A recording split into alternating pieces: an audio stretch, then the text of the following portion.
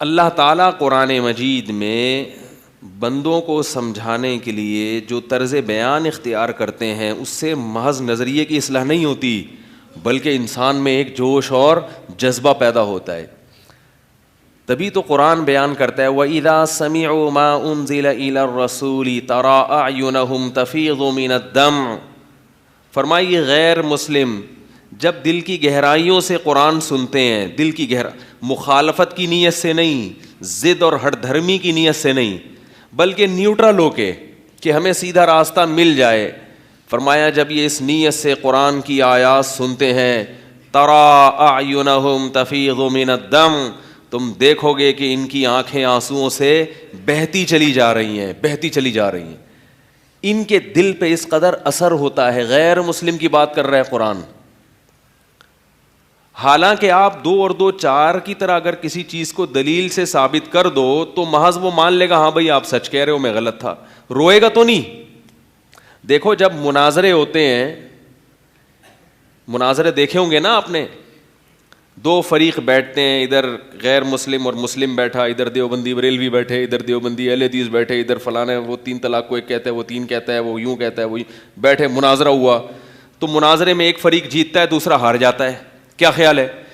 لیکن جیتنے والا روتا ہے یا جیتنے والے کی پارٹی رو رہی ہوتی ہے، ہائے ہائے کتنا دل، آج ہمارے 14 طبق روشن ہو گئے. وہ کہتے ہیں بھائی مبارک ہو آپ جیت گئے، کندھوں پہ بٹھائے گا اور دوسرے والوں پہ ٹماٹر برسیں گے یا کچھ ہوگا، بس اس سے زیادہ کچھ نہیں ہوتا. مناظرے میں جب آپ جیتتے ہیں تو کوئی روحانی کیفیات نہیں ہوتی، بلکہ روحانیت کا بیڑا غرق ہو جاتا ہے. روحانیت کا کیا ہو جاتا ہے؟ بیڑا غرق ہو جاتا ہے اور دل کالا ہو جاتا ہے. اکثر دل کالا ہو جاتا ہے، نفرتیں، لڑائیاں، جھگڑے، یہ چیزیں پیدا ہوتی ہیں. لیکن قرآن کا جو مناظرہ ہے، قرآن بھی ڈیبیٹ کرتا ہے غیر مسلموں سے. تو قرآن کہتا ہے کہ قرآن جب غیر مسلموں سے ڈیبیٹ کرتا ہے، بحث کرتا ہے، ان کے نظریات پہ زد پڑتی ہے، اور وہ جب قرآن سنتے ہیں تو قرآن کا انداز بیان ایسا میٹھا اور ایسا چاشنی ہے اس میں، اور ایسے ثابت کرتا ہے حق کو کہ ان میں جو لوگ واقعی حق کی نیت اور حق کے تلاش کی نیت سے قرآن سنتے ہیں تو اللہ کہتے ہیں تم ان کی آنکھوں کو دیکھو گے، تَرَىٰ أَعْيُنَهُمْ تَفِيضُ مِنَ الدَّمْعِ، فرمایا ان کی آنکھیں آنسوؤں میں بہتی چلی جا رہی. یہ بھی انداز دیکھو. قرآن یہ بھی تو کہہ سکتا تھا کہ ان کی آنکھوں سے آنسو بہنا شروع ہو جاتے ہیں. یعنی اس بات کو بھی قرآن نے ایسے انداز سے بیان کیا کہ اس واقعے سے بھی انسان کی آنکھوں سے آنسو نکل جائیں. فرمایا تم دیکھو گے ان کی آنکھوں کو، تم دیکھو گے کہ ان کی آنکھوں کو، کہ کیا ہو رہا ہے ان کی آنکھوں کو، تفیضو، وہ آنکھیں بہنا شروع ہو گئی ہیں، من الدم، آنسوؤں سے. حالانکہ آنکھیں نہیں بہتی، بہتے کیا ہیں؟ بولو نا یار کچھ تو بولو بھائی، اللہ کا واسطہ. ایک بندہ بٹھانا پڑے گا کرائے پہ 5-10 آدمی بولنے کے لیے خالی، تاکہ مجھے بھی تو جوش پیدا ہو نا. کچھ سامنے والوں کا اثر پڑتا ہے نا بولنے والے پر. تو تفیض من الدم، ان کی ہونا کیا چاہیے؟ ان کی آنکھوں سے آنسو بہتے ہیں.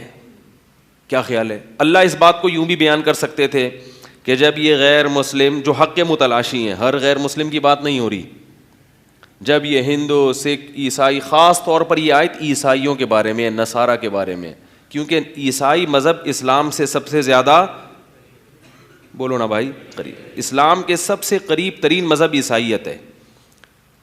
وجہ اس کی یہ کہ وہ عیسیٰ علیہ السلام اور ان سے پہلے پیغمبروں پر ایمان لاتے ہیں. صرف ایک پیغمبر محمد صلی اللہ علیہ وسلم کا انکار کرتے ہیں، جبکہ یہودی حضرت عیسیٰ کا بھی انکار کرتے ہیں اور محمد صلی اللہ علیہ وسلم کا بھی. تو اسلام کے سب سے قریب مذہب کون سا ہے؟ عیسائیت. اور عیسائیت میں بہت سی خرابیوں کے باوجود کچھ خوبیاں بھی ہیں جن کو قرآن نے ہائی لائٹ کیا ہے. وہ خوبی کیا ہے؟ لَتَجِدَنَّ أَشَدَّ النَّاسِ عَدَاوَةً لِلَّذِينَ آمَنُوا الْيَهُودَ وَالَّذِينَ أَشْرَكُوا وَلَتَجِدَنَّ أَقْرَبَهُمْ مَوَدَّةً لِلَّذِينَ آمَنُوا الَّذِينَ قَالُوا إِنَّا نَصَارَىٰ.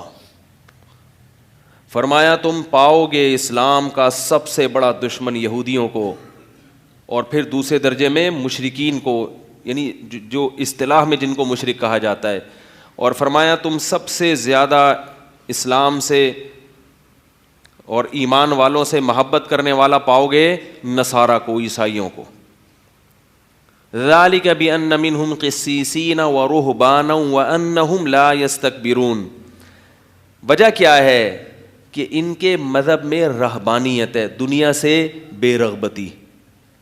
عیسائیت میں اس پہ بہت زور دیا جاتا ہے کہ دنیا چھوڑ چھاڑ کے کیا کرو، اللہ اللہ کرو. اگرچہ اسلام نے اس کو پسند نہیں کیا لیکن عیسائیت میں یہ چیز ہے. تو اس کے کچھ نیگیٹو اثرات بھی ہوتے ہیں کہ جب آپ دنیا چھوڑ دو گے تو معاشرے میں سروائیو نہیں کر سکو گے، آپ کی نسل نہیں بڑھے گی، اور بہت سارے نقصانات ہیں. جس دنیا میں کی لگام اللہ آپ کے ہاتھ میں دینا چاہتا ہے آپ اسی کو چھوڑ دو گے. لیکن اس کا ایک فائدہ یہ ہے کہ اس سے دنیا کی محبت کیا ہو جاتی ہے، کم. اور اسلام لانے میں سب سے بڑی رکاوٹ کیا ہے، دنیا. سب سے بڑی رکاوٹ کیا ہے، دنیا. حق کی راہ میں سب سے بڑی رکاوٹ یا تو شہرت یا پیسہ، اور رہبانیت ان دونوں چیزوں کے کیا ہے، مخالف ہے نا، اپوزٹ ہے، مخالف ہے، اس کی ضد ہے. رہبانیت کہتے ہیں آپ کو نہ شہرت